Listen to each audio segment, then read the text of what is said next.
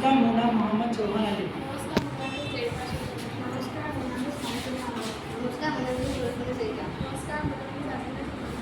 আমাৰ স্কুলখনৰ নাম হ'ল দুৰ্গা এমভি স্কুল আৰু আমাৰ গাইড টিচাৰজনৰ নাম হ'ল বিমান দাস।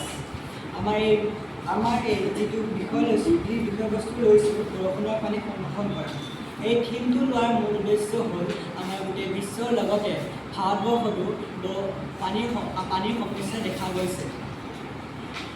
এই পানী সমস্যাৰ মূল কাৰণ হ'ল জনসংখ্যা বৃদ্ধি, কল কাৰখানা, প্ৰদূষণ আদি।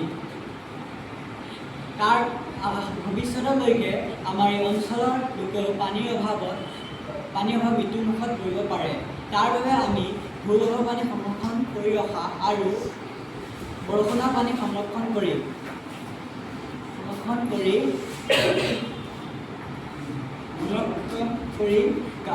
গা ধোৱা, কাপোৰ ধোৱা, কল কাৰখানা ব্যৱহাৰ কৰা আৰু খেতি বাতিত ব্যৱহাৰ কৰিব লাগে।